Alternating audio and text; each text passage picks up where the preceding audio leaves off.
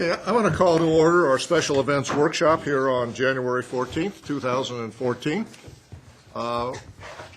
As I indicated, this is a workshop. It has to do with our special events policy, which we went into effect initially, 2 years ago? Is it 3 years? It went into effect for events starting January 1st, 2011, so we've got 3 years under our belt. We have 3 years. At the time we did it, developed a policy. It was our first special events policy here in the city. We did the best we could in putting together a policy to try to accomplish a number of objectives.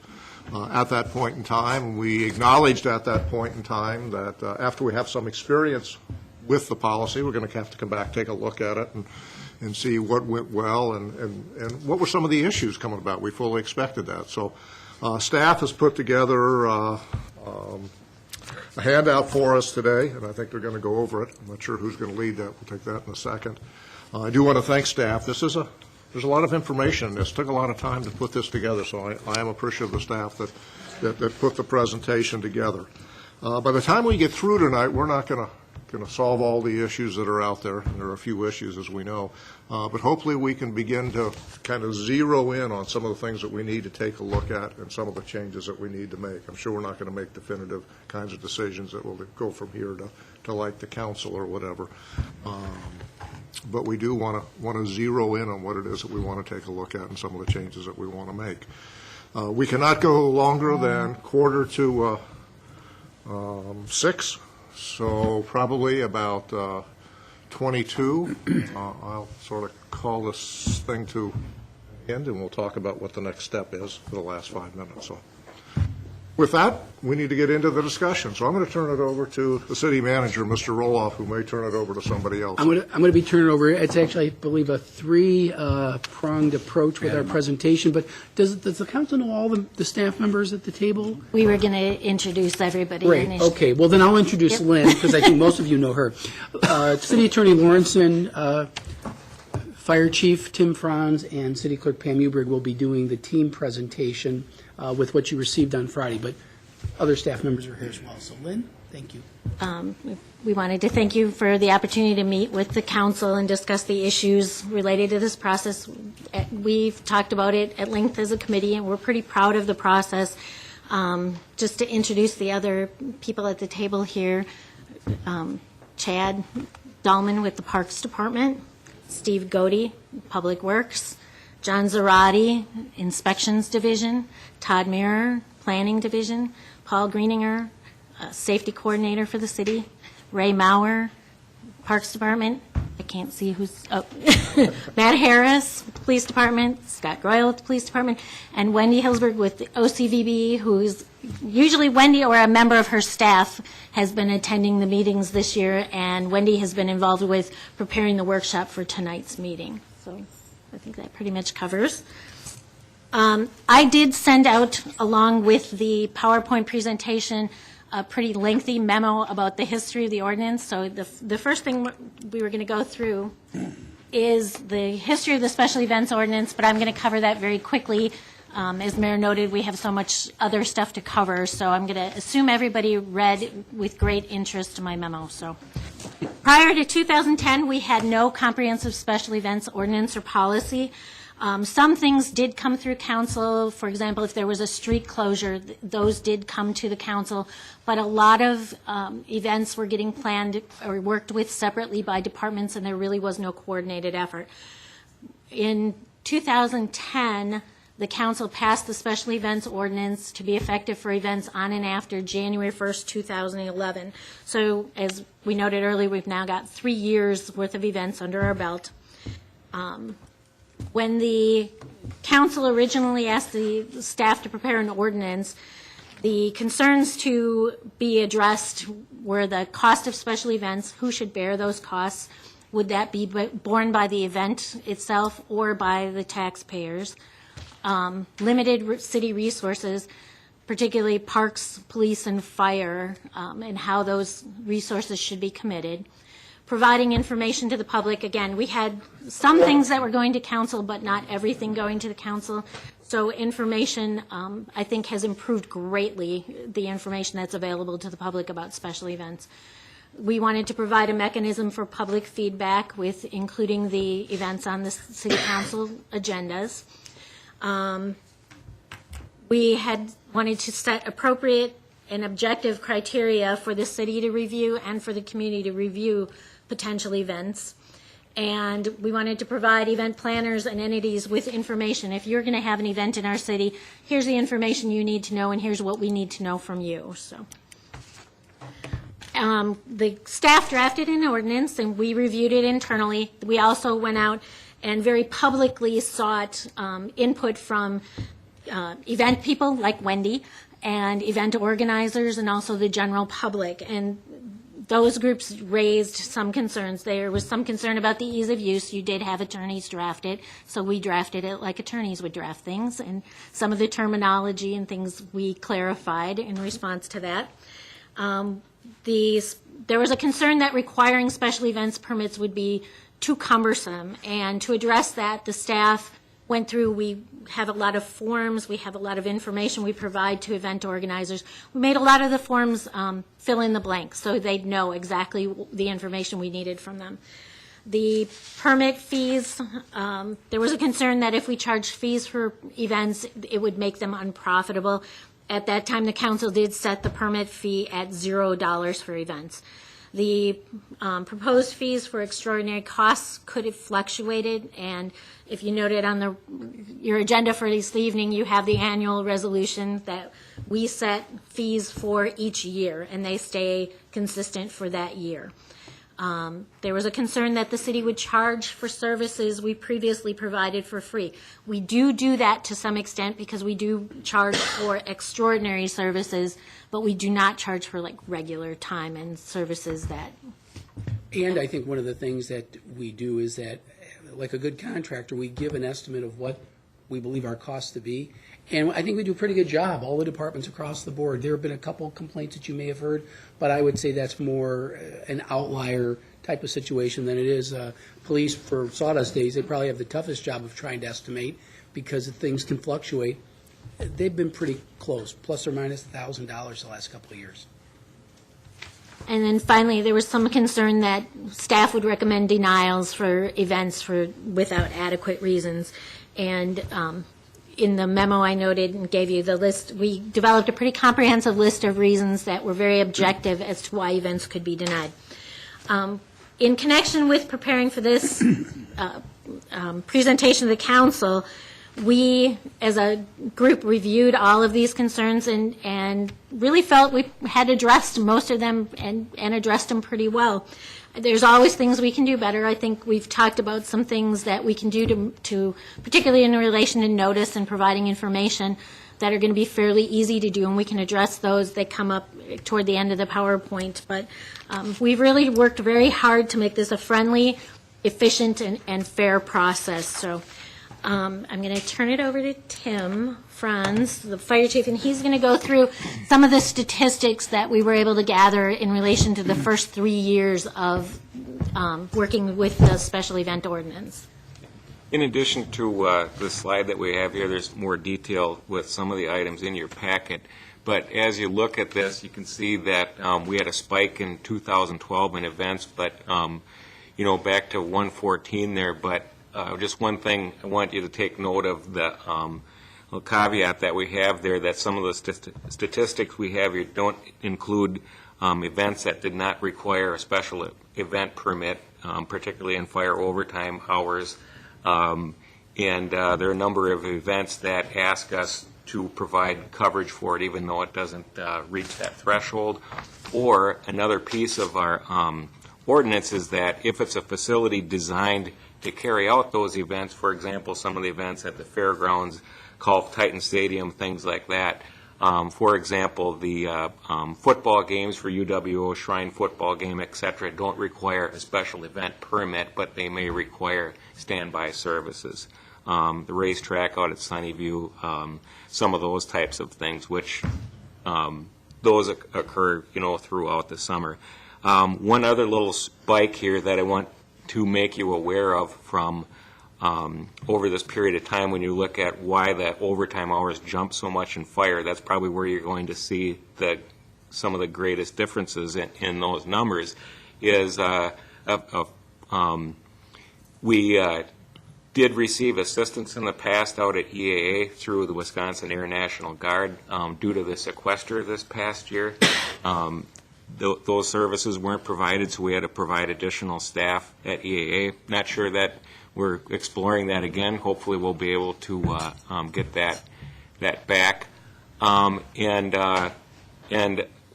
also another one larger event that occurred towards the end of the year impacted two things: the line item for total overtime hours, and probably had the greatest impact on the personnel ordered in, which is, might look at that and see that that's an alarming jump there with those numbers. But majority, a good piece of those, of the increase at the very least, was caused by one event that by the time we got things organized and really knew what we needed to have for it, it was short notice for our people, and that was the Tough Mudder event. And it just so happened to be that it required a lot of staff.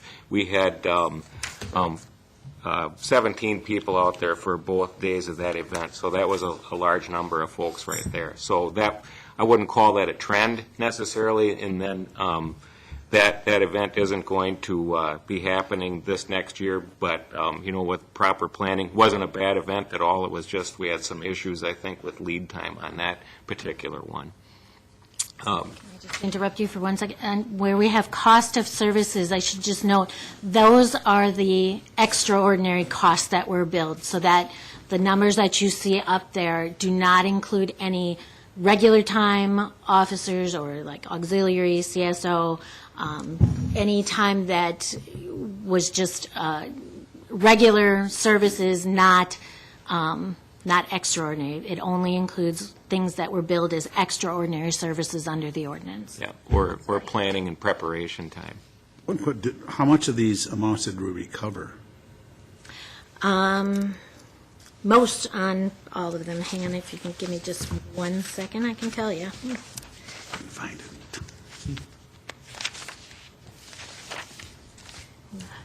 Somewhere in my notes, I have It's it. 2 events in 2012.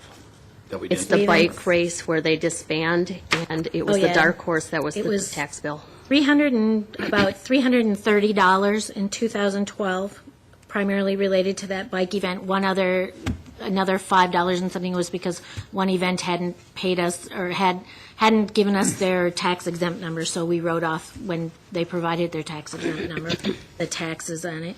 And then this 2011, everything was paid. In 2013, we have a couple of bills outstanding, but that's because they were just billed. So But the answer is the majority. We're covering our we're covering expenses. Covered all of Yeah. our expenses. in general, what we're billing, we're being paid. So What's interesting is you go back to one of the first slides, one of the purposes of the ordinance originally was to recover costs. Success, we've achieved that objective. So now we got other things to talk about, but cost recovery, we're doing pretty well. And then going back to if you notice on the bottom, you've got like police regular time, CSO time, auxiliary time and hours. There's some fairly substantial hours there. And again, those would not be included in that line item toward the top for cost of services because we don't bill those out. So That should still point out that our auxiliary officers are putting in But we don't get any fees? I mean, they don't get like a donation fee or anything? Yeah, they do, they're not required, they're a volunteer unit, but Correct. they do submit, these would be the costs that you would pay private security. And so if you want to pay us that, we'd appreciate that. And they have success. Most of them do provide. I'm just them with thinking there a- is some cost of cars for Right. gas Oh. and those types of things that they provide. I know they're a volunteer organization, but at the same time, there is some expense going up to the city and the taxpayers in use of their van and their squad and, their uniforms and things like that. Right. My point was that's all very appropriate, but the number of hours, if you look Yeah, at that the hours- concerns me as volunteers. As volunteers, That's- yeah, there's a burnout factor. Yes. These guys are really putting out a lot. And of- we see them all the time. I mean, there's no doubt they do a great job. I think the other thing to note, though, is when an event comes before this committee, they guesstimate what it's going to cost, but if their event exceeds the cost, they are billed for the overage, And and usually we collect what's. And in that billing, do we have a timeline that has to be paid by XYZ amount of time? Failure to pay by a certain time, there's a penalty? I mean, That actually comes up that we toward the just end. hang it over their head. I mean, I don't want to. It's one of the issues that we're going to address later, but generally, we tell people within 30 days, but right now, there is no penalty for late payment, but as we get on, that'll come back, so. Our collection rate's been good, but we have not used any additional collection tactics to. Just one other, a few points regarding the statistics as well as to look at with additional detail in your packets is that we have the events broken down to categories. And as you can see, a lot of them are probably smaller events. You look at, every one of these is not something, as large as, Irish Fest or an event of that size that, there are a lot of run walks, church picnics and things. And a lot of those, even though these statistics start at 2011, a great majority of these events were in existence prior to that. So just wanted to make sure that we point that out to you. And then there's also a calendar that the red stars indicate events that require a permit and We apologize, we for weren't able to individual- get that onto the PowerPoint, but it was at your seat when you sat down, so.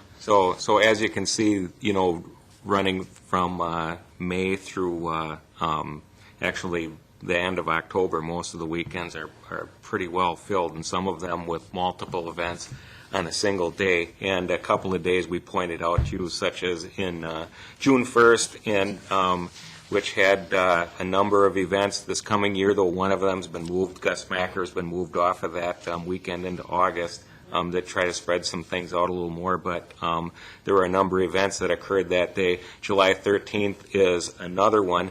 Those are the events that. Okay, I'm sorry. So, for example, June 1st, we had the Oshkosh Iris Fest, the Greater Open Basketball Tournament in Omni Park, Gus Macker downtown, Saturday morning farmers market, Roy's Ride, a motorcycle ride. That was very limited, just went through the city for a brief period of time. And Thunder in the Park, which was a motorcycle show, poker run and swap meet at South Park. To give you an example of how many things are actually happening. And then on July 13th, we had Life Fest, the Crazy Cats Catamaran Regatta at Menominee Park. Most Blessed Sacrament had their parish picnic, the Farmers Market again, and Real Men Wear Pink softball tournament, and one event that didn't require a permit, also the All-Star football game was that weekend at Titan Stadium. So, there, we have quite a few events that can occur, and I said they vary from that motorcycle ride probably was an event. I don't know, Matt, how long did it last? It lasted about 5 minutes, but we had staffing at it. So. Right.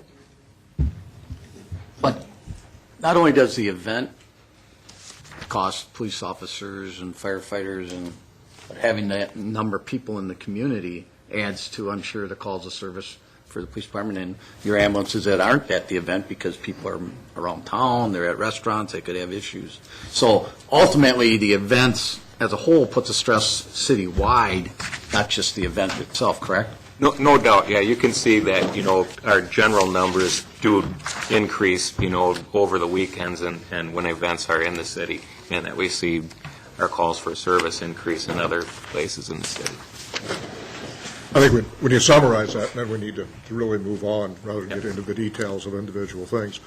There are a lot of events, they take a lot of city services, they cost a lot of money, but we have returned a lot of money. We've returned over $700,000 in the 3 years. In essence, we were paying before that, so, and we have some overlap. Okay. Okay, as Lynn mentioned, the ordinance has been in effect for 3 years. We've listened to staff, public, and the council members. We're going to discuss the public concerns, the awareness, the notification of the events. This is mainly in the downtown area where the concentration of a lot of the events are. The disruption of business, This is where businesses are feeling that they're competing with the special events throughout the community. The alcohol, the taverns, they're very much regulated with the special Class Bs. The taverns are feeling that they are not held to the same level. And then the disruption of peace and privacy. For example, if you're at Menominee Park and there's events every weekend there, or if you're living on a route where there's constant 5Ks and such. And then access to the public areas, that's limited if you were like at Menominee Park, where we're constantly having festivals or the fishing tournaments. Okay. Then we listen to council. I'm going to go through these pretty fast because these are what I've heard from council members or at council meetings. The notification of the events, the short timing of events coming before the council, overuse of certain venues, concerns for staffing, requiring overtime or ordered overtime, and the morale of employees, the events not timely paying for services, and then the fees for the general use of the venues. Okay. Then staff. We met and we put together a list, so we'll go through that. There's a lot of events throughout, as Tim had mentioned, the months. They tend to be during the summer, and that makes it difficult for employees to be taking off time when they can enjoy it with their families. The lack of completion of the events. Some organizations come in really great. They're very well organized. And then others, we feel like we're holding their hand, trying to walk them through the process, trying to pull information out of them. The cost recovery for administrative, there's none. There's no general fees for the park, but we do collect the extraordinary services fees that come back. The misconception, I feel that there was one event that we learned from, and we continue to learn throughout this process, but it seems like there's a broad stroke with a brush that all the special events are painted with that same brush. The control of virtual events, we don't have a lot of experience with that. That's pretty much the flash mob, but again, we don't have much experience with that. Timing of applications, they're supposed to have their applications to us 45 days prior to the event so it can get to council. Quite often they're late. I can give you an example of a real recent event. Somebody came into our office the 27th, filed their paperwork. Of December, yes. Did not show up at our special event meeting last week. So there was a potential that we were going to have a special meeting because the event was scheduled for February 1st. And today we received notification that the event was canceled. So that's one event or circumstances. And then as you'll notice on your agenda tonight, we have other organizations that have already planned out for October. So it's both ends of the spectrum with that. One thing that might be helpful at some point in time is if you could sort of track so we know how many come in 45 days ahead of time and how many are late, if we can actually track that, because that's subject to kind of a data dump, and we can say, this is a big issue or it's not, because these issues, at some point, we're going to have to be able to evaluate. Is this really a big issue, or is this an issue that came up with one event that people yelled about a lot, and really it's a pretty minor issue in light of 120 events? And it's an area that we're working on where we're trying to promote them to get their applications in earlier. Oh, but what I mean is if we have that data, that'd be easy to see. This is Right. If 50% are coming in a week ahead of time, that's different than if 95% are in 45 days ahead of time and 5% are in later. Okay, the nature of the event, they go from the smaller events all the way up to the larger ones, is what was mentioned earlier, the Tough Mudder. The ability of the organizer to manage the event, as I mentioned before, some of them are phenomenal, and then there's others that we have to hold their hand to get through the process. Additional requirements, we could have staff take over the notifications of these various events. We don't have one person to do this. Everybody that serves on the committee, we all have a full-time job, so that's very problematic for staffing. We are in the process of updating the forms and the information on the web. And then who denies the permit? The ordinance is written that there are reasons that they can be denied. So do we want to broaden that or not? And then what's our our experience has told us when we have issues. And staff has put it down to that the event organizers are not aware of the requirements, they're not following through on what they're saying, or the resources. They're either changing plans or they're failing to comply with the deadlines or the milestones. And more times, or most problems do not arise until after the event has been approved, which is typically a day or even the day of the event. And then what should staff's recourse be? I have to say that everybody that sits on the committee has the can-do spirit. We do everything within our power to make that event go through as smoothly as possible.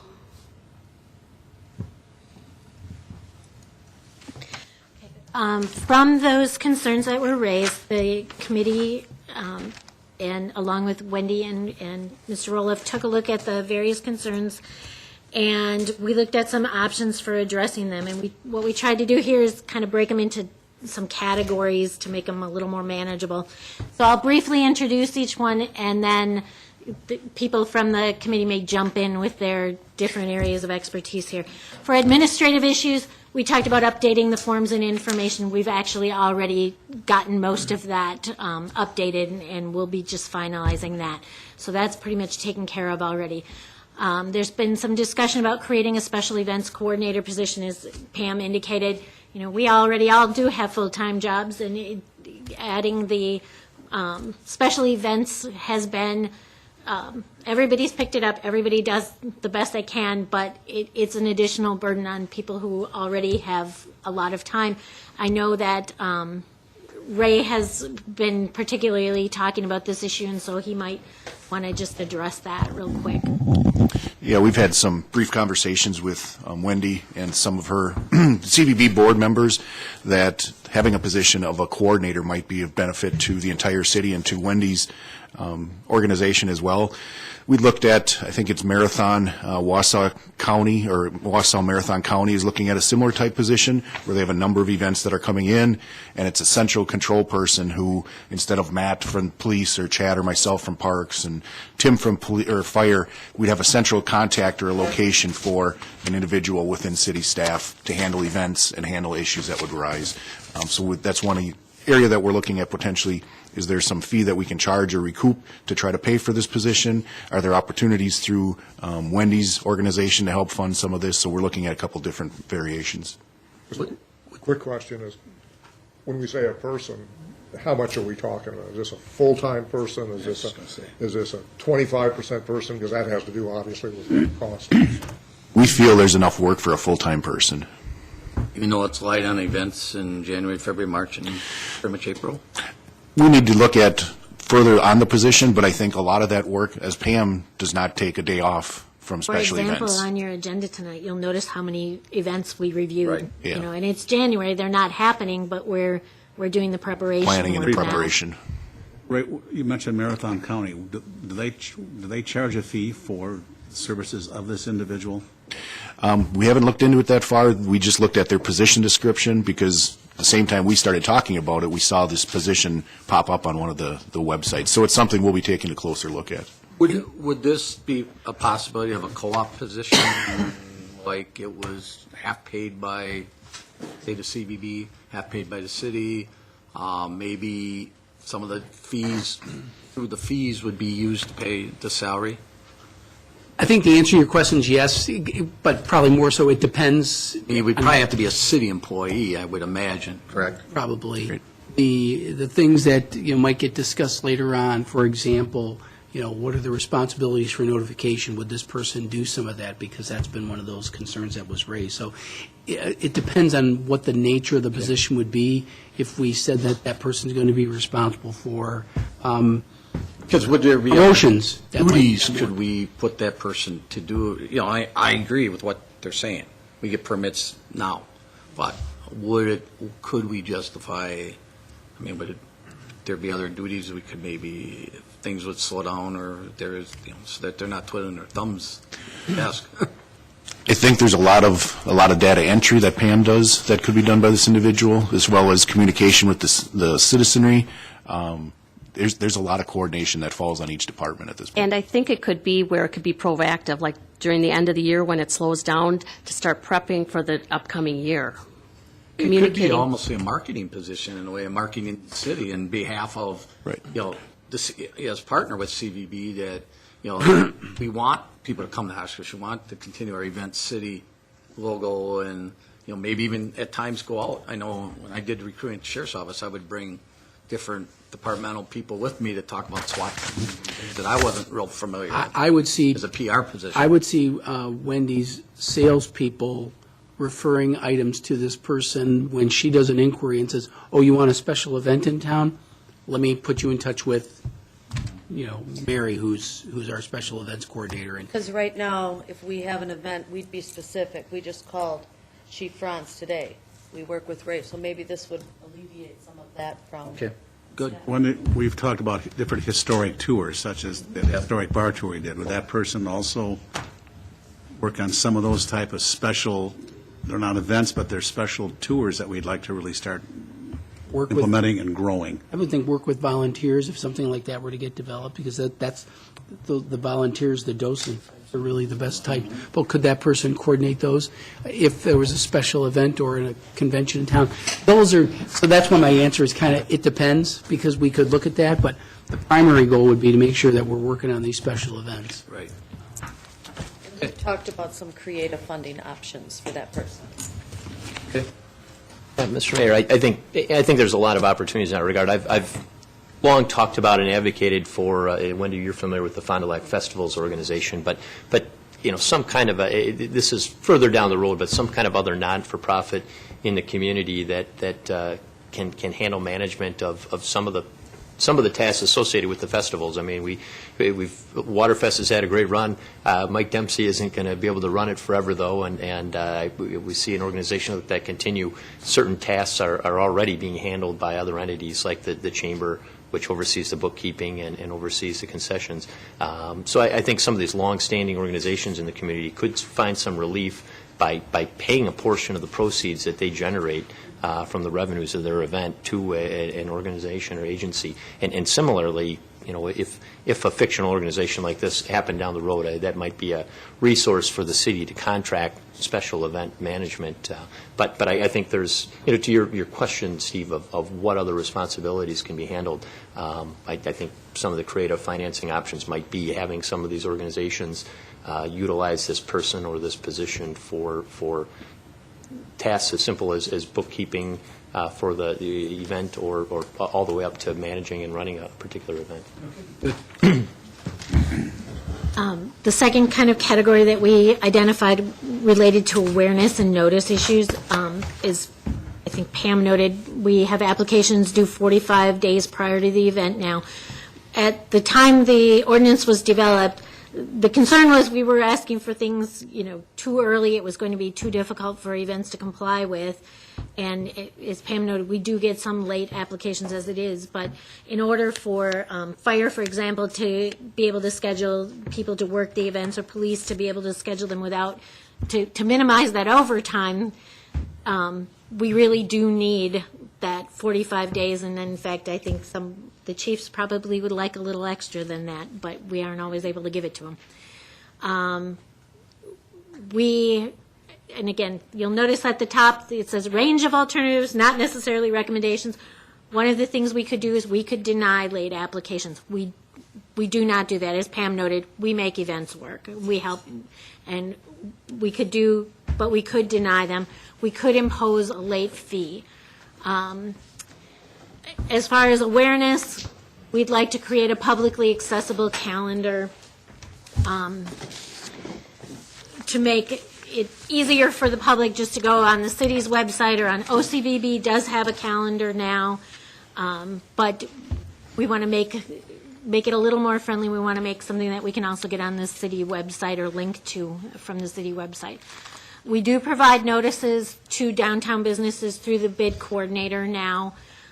She provides notices in multiple formats to the businesses, but that is if they sign up and give her the email address. So you also get notices through the council agendas right now.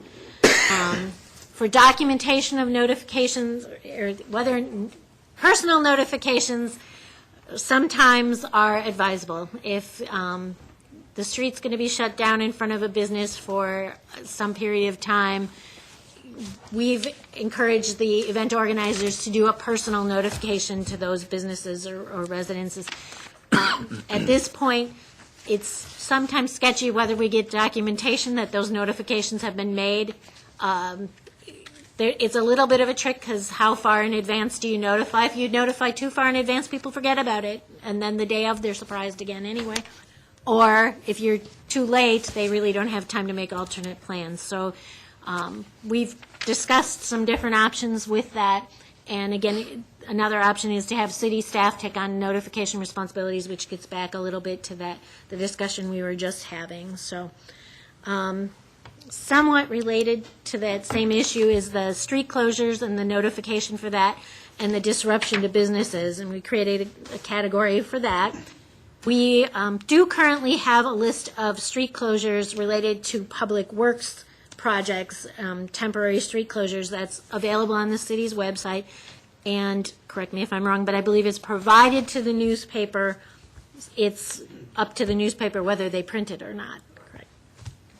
And Steve has indicated that his department, if we get him the list of temporary street closures for special events, they will be able to take on that responsibility of just adding it to the list they already create. So that is something we plan to do.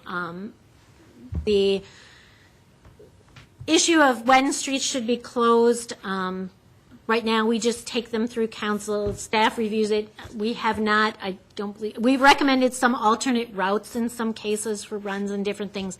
We've not recommended a denial based on a street closure. If we would do notification, staff would recommend we look at some of the same things we look at when we're reviewing street closures, the type of event, the anticipated length of the street closure. Is it going to be a couple hours, or is it going to be a whole day? How long is that going to be? A couple minutes. In some cases, you have an intersection closed for just a few minutes while runners go through for a 5K, By the type of street, residential, commercial, or arterial streets, you may want to consider a list of streets that can't be closed or can't be closed for more than a specified period of time. And then we would also want to take into consideration recurring events. For example, farmers market closes several blocks of Main Street from about 6 in the morning, maybe a little earlier, until 2 in the afternoon.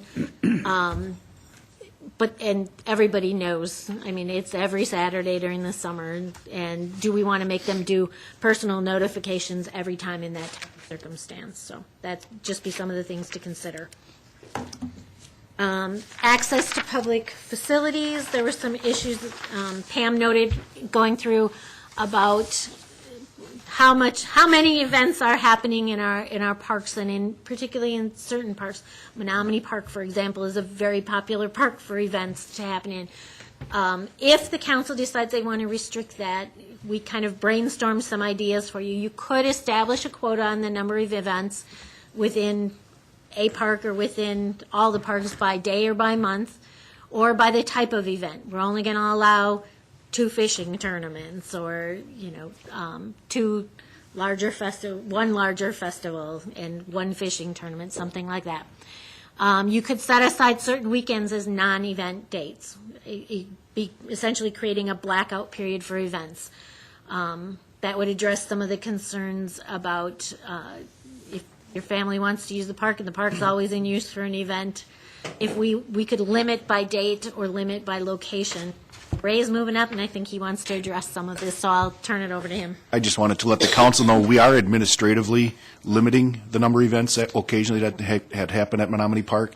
If there's a softball tournament going on, and it's going to be a large softball tournament, we are not allowing a fishing tournament, where in the past we have allowed 2 events to go on at once. So we are administratively doing that at this point, just so that you're aware, and if you hear some concerns. That being said, can we offer them alternative locations, or are you just saying? We do. When Wendy's bringing in a tournament, if Menominee Park has a softball tournament, we'll recommend Rainbow Park, or we'll try to accommodate some other locations. Because, there's the bigger picture of the whole thing is just how much revenue these events do generate, not only, yes, they do tax our services, but our restaurants benefit, our hotels benefit. $201 million last year. Yeah. So, you really, we got to take a big look, holistic look at the whole thing. We just can't just narrow it. But I want to say, as a result of this committee, we communicate, we didn't before, and we all communicate, and we have moved events. Again, Ray and I work very well together. When a fishing tournament comes in, we look at our citywide Google Calendar. We know the softball tournament, even what their schedule is for 14 and 15. We'll move a tournament. We won't accept the tournament then. And because of this committee, that has worked out very well. I think one thing we have to be mindful of is that taxpayers pay for these parks, and that we can't constantly deny them access because of these events. That's the policy issue for the council, because the analogy we use is, if you have guests over at your house every weekend, when are you going to enjoy your own house? And I think that's an appropriate thing, but that's a policy issue. From staff standpoint, staffing is the issue. From a use standpoint, such as you're mentioning, that really is a policy issue for the council to discuss. Staffing issues, particularly related to police and fire. There's been concern about providing relief for the staffing issues. Again, alternatives, not necessarily recommendations, and I'm sure Chief Franz and Chief Groyle can address this better than I can. An option may be to figure out if we can provide some private security or ambulance services, or provide for some additional help through mutual aid. And do you want to address it first, or? Yeah, I can speak to, one of the issues regarding, it's been brought up about private ambulance services, and we've had some experience with that in the past, and one of the issues is a lot of times they may provide staffing for the event but don't transport, and we end up having to tie our equipment up anyway. So that's really how a lot of them were where we were brought into providing the service to begin with. So some of the history behind that. We had one of those situations just this past year where they privatized their coverage, yet we ended up having to be the transport service from it. So, and then there ends up being coordination issues there. I'm going to have some discussions with potentially, with some of the other departments about providing mutual aid or assistance in that standpoint. We'll look into that, can't make any promises. And the other thing we have to remember, being mutual, that means that, there's a reciprocal piece to that they could be calling us to help with their events, so that may not necessarily help us with relieving the strain on our staff. That being said, though, if your ambulance that is assigned to that event has to transport, you call another ambulance from another station? Not necessarily, no. Only if it overwhelms, if it's a larger event, say, Country USA or that, we have multiple ambulances there. Yep, there have been times where we've had to pull additional units out there, but that's better than every single time someone needs a transport. Okay. So traditionally, if it's an event just whatever, non-USA, let's just say, or Life Fest, then traditionally there won't be any coverage until your ambulance gets back. Yeah, depending on the event. Usually we have it staffed in a manner that there is enough coverage there that it operates independently from the city, that we always maintain some level of coverage there. If it didn't, that's when we would pull that peak unit in, but that doesn't happen very often. I don't know, Scott, if you want to address it. Yeah, at this point, we haven't reached out mutual aid to sworn law enforcement agency, other than, depending on the event, we've had assistance from the sheriff's office and the state patrol, and that's worked out very well.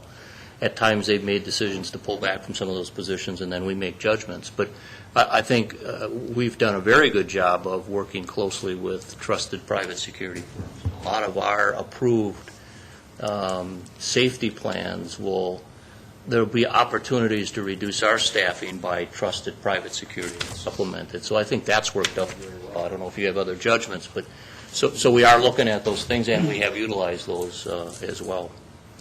Just a plug for auxiliary. There is a concern about the stability long-term of that unit. It's been a very long-term unit. As it gets younger, there's some stability issues, and we couldn't be half as effective without that. So Many of the events that we have, they're able, particularly from a traffic standpoint, able to provide that staffing for us that if anything ever happened to them, we would have to be forced into some of these other. Ray, where a lot of these events are at the parks, do we have any park staff people there on a, kind of like just as a, in case there's a park issue? Chad, we typically don't. We'll have seasonal staff typically on a weekend. Full-time staff will come in and take care of some of the major event set up in the morning or after the event, but typically it's going to be some of our seasonal staff that'll be there. So they're available. Do they rely on us for some of the emergency? Probably not. And I should add, there is a little, on the EMS side of things, we also work with the Red Cross, and where they do a lot of the first aid minor things at a lot of the larger events, or we would really be overwhelmed. So almost to the same degree, really, with the police, that they have the private security for handling, some of the minor issues, and then we have them for the, somebody needs a Band-Aid or, has a sunburn issue or something like that. They take care of those sorts of things. So they're already integrated into those larger events. On these concerns about the fire and the police, do we have a breakdown of where the overtime hours are? I mean, is this a type of thing that, you often talk about the 90-10 rule? Do 90% of our overtime hours, do those accrue to 2 or 3 events? Is there additional detail on, I apologize if I missed that. I was listening to on my way down, but, because the thing is I'm concerned, is one of the things we need to look at is yes, we want to, this is a good thing this council is doing. We have a policy in place, we want to review it and see what we want to do. But we can't make this one size fits all, and if the majority of costs are generated by something, then that entity should be picking up the cost of those.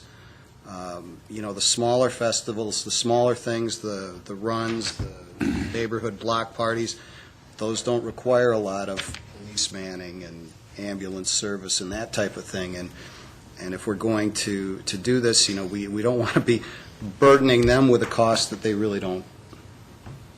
So, we don't need it now, but that would be something, it'd be interesting to see where we get that from. We could provide that, and that's one of the things that I brought in or spoke of is the number of folks that we had to order in one event really kind of drove those numbers up a fair amount, and it was relatively short notice and also a pretty high demand one at the end of the year, so that's that a little bit. Matt does a phenomenal job of breaking that down. I have a chart included with, CSO time, auxiliary time, regular police time, police overtime per event. It's all credit to Matt's diligence. We've got that. As someone who runs a special event, I can commend all of the people on this committee as well as Matt, the safety plans that he puts together and everything. The people that are involved in this do one heck of a job to make these events what they are and to help the people that have the events, and it brings a great thing to our community. So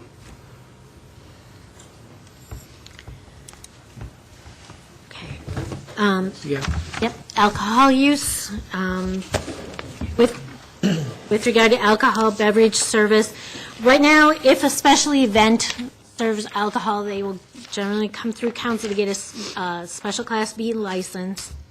So they are licensed with the special Class B. We do not require individual licensing of bartenders, and I don't know if you want to, basically, if they need to have a licensed bartender on the premises and supervising, but not everyone who serves alcohol needs to have an individual bartender's license. There has been some discussion about the potential for excess alcohol use at special events, and one of the suggestions would be we could cut off alcohol sales prior to the end of an event. It's kind of a third quarter rule. If you go to some of the professional games, they cut it off at the last period or the third quarter, and so that would be something that could be looked at as an option.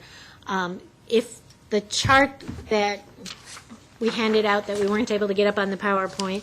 You'll notice that the last, the last column of it does indicate how many Class B licenses were issued. So not every event does issue or does have a Class B license. In 2011, of 114 events, only 35 had Class B licenses and served alcohol. So not every event does have a special Class B, and I think there's sometimes the assumption that those automatically go together.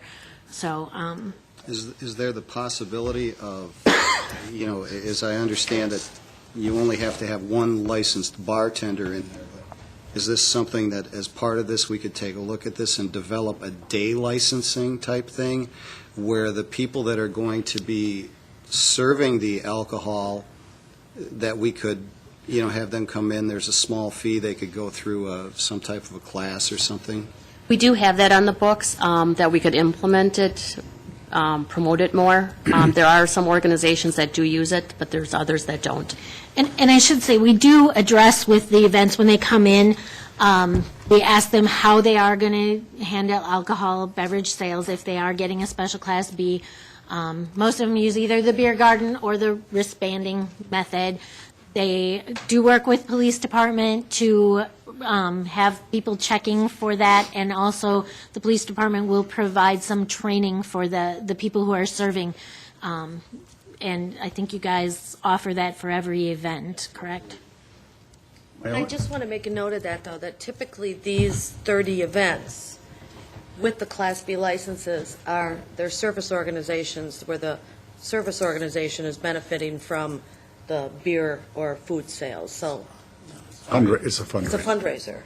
The only comment I can make about the third quarter, Will, having observed it at a few events, people just stock up before the third quarter. I mean, they're carrying armfuls of beers, so it doesn't really prove anything.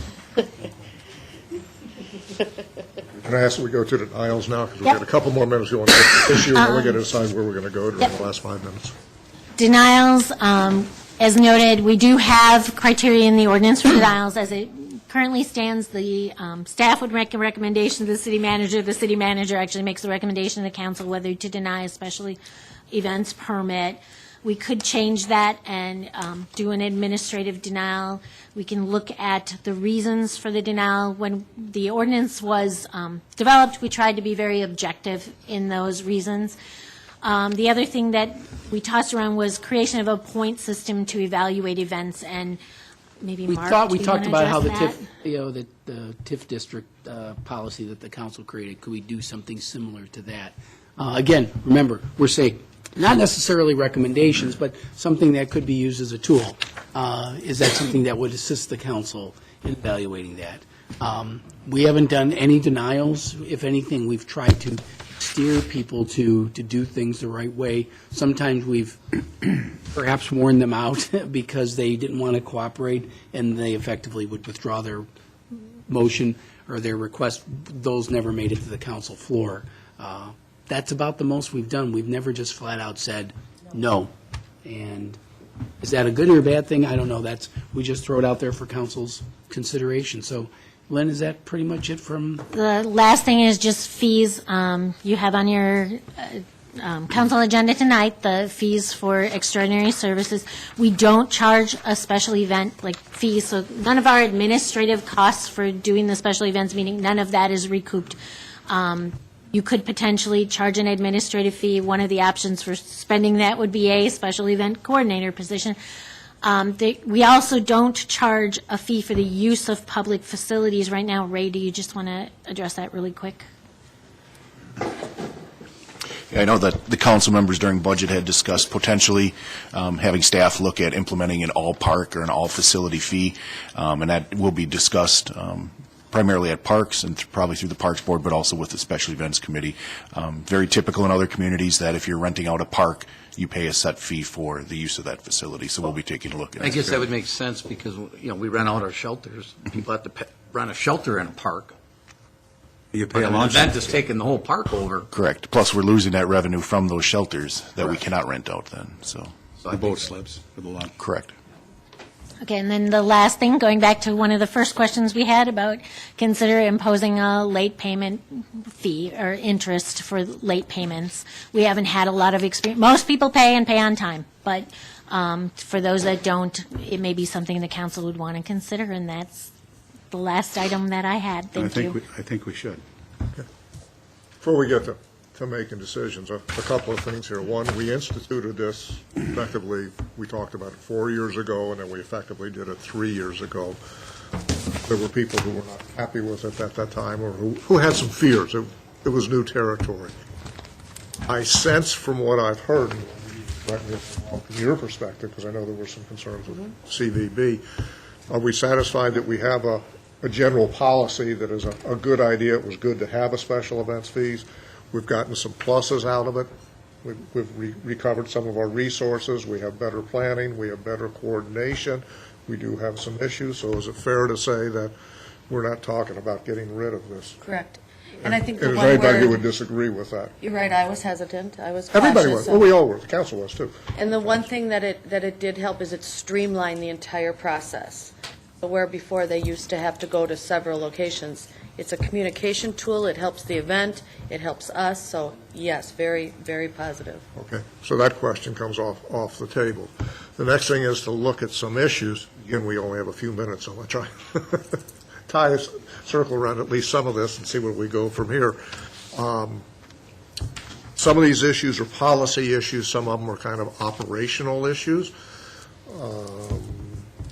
We could have council identify, what are the policy issues of policy? Should we have denials or not? That's kind of a policy issue out there, and I think that can be debated. Others are some operational ones. But one thing I wish the group would do is you could go through, because you've identified a number of issues, but I don't know what the significance of these issues are. Again, late applications, is that a big thing?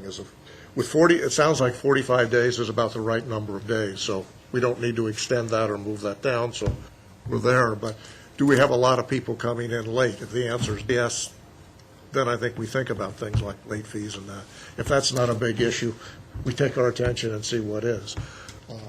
Closed streets, complaints from the public. Do we have some feeling for how many complaints about certain issues we get? I mean, one problem with being a council member is one person comes and yells at you every week. That suddenly becomes the most important thing in need of something being done. But the reality is, 1 out of 67,000. If the other 66,999 are happy, let's not create policy for one, unless we're at the state right now. Who's been reading the paper, you can pick up on that. So is there some way of maybe evaluating and prioritizing that? So that's one thing that you guys could work at, and provide us with some information? I think pretty easily, because I think we Because, could- to kind of prioritize the things that we ought to look at, and council can think about, council members, what are the biggest things we are? I think we have to decide whether or not we can we're fix going to certain deny things. an issue. Right. I think another thing is I charge the staff, and I'll do the city manager or someone. I think the idea there, a number of these issues could be helped by having a coordinator. I think we ought to look at a position and see what issues could be solved by having a position. We've thrown out ideas. We can't design a job description, but there have been a whole host of ideas that were dropped for that position. I think we ought to look at it, see what the position might look like, see what it might cost us, and then look at a potential ways to pay for it, the city in that. And somebody could come to a proposal for us. Right? That seems to be something most people think would be a wise idea, and also would deal with some of the issues so we don't have to deal with them individually. It would take care of the staff time. Oh, other thoughts now? Well, that same thing, and that's what I was just going to bring up, is we have a lot of staff here at the table, a lot of staff time. Do we need them all? Is it that important that we have Steve here from Public Works, and planning's here, and safety coordinators here? And do we need them all, or is there a way of consolidating the staff people that it's just 4 or 5, so that we're not spreading it out to so many people? Because they all have important jobs, don't get me wrong, and I'm trying to not put more burden on those that would be those 4 or 5, but do we need everybody at the table? I mean, I don't know. In terms of prioritizing, that's probably not the biggest issue. The biggest staff issue is the 5 events on one weekend, or no event every single weekend through the whole summer, and Matt never sees his family. I mean, that's a legitimate issue. Tim's folks, I mean, those folks that's probably more an issue. I think- Auxiliary time, they're Yeah. volunteers. Most special event meetings last how long, Pam? It varies. It can go from a couple hours to, our last one was the longest. Yeah, but 2 hours it's 2 hours, but for the folks who are there, for example, nobody from transportation's here tonight, because transportation generally isn't that big of an issue. But parks and police, fire, those are big. Public Works because of the Excuse me, yeah, Public Works coordination as with well. construction. To a lesser degree, planning and zoning, they don't always get involved, but Todd's there. But then a lot of people come to Todd's meetings, and they're not as relevant as Todd's role, but he's there when he needs to. If he looks at an agenda and sees, they're nothing for me, they don't come. The other quick piece is what Wendy brought up earlier, just how much revenue this all brings, and we don't want to be turning people off to not come to the event city, because that hurts all our businesses. No, I think that's the reason if we have an issue here, and if it's a significant issue, we got to deal with it. If it's a little issue, we don't want to create new policies Right. around things that Correct. don't mean a great deal to very many people. All of us are going to be inconvenienced at one moment or another moment, but one of the big, Steve? and Well, then, just one thought I've had is, when we look at a new event, I think we have to look at it, is this the type of event that will enhance the image we want to create for this community? There are some events I think that are probably wrong for us, and some events that are right for us. It's kind of a policy issue, I think. And we have to have that. Back to the council to see whether or not, because that counterbalances what you Yep. said. Do we want to get into that business? So I think we have to have that discussion. I've had people who are newer to the community say most of your events involve drinking. Is that the image we want, or do we want more family image? So I think that we've got to come up with, how do we deal with that policy? I mean, maybe Create a policy. the other thing in terms of the council, the staff could look at some of the administrative issues, look at creating a person. Maybe we need another workshop for council to look at the policy issues and discuss this.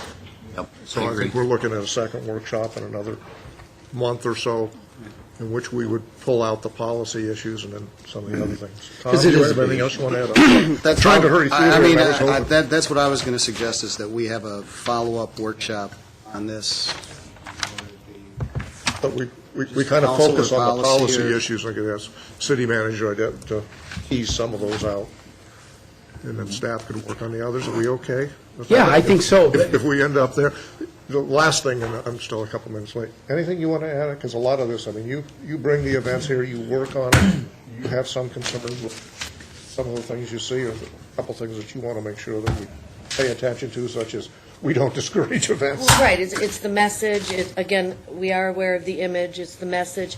I don't know if she included this in your calendar, but the events are coming, they're going to continue to come, tourism is growing in this community, and the message right now is we're an event-friendly community, we do it right, we do it well. Thank you to Matt, who makes this so much easier, and this committee for making this happen, but as you'll see, it's not a problem, it's a great thing to have for this community, and it's going to continue to grow.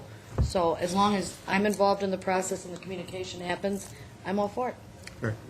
Okay, thanks a lot. Thanks for people coming. Thanks for the staff for preparing this and organizing it. Thanks for everybody's work on this. Thank you.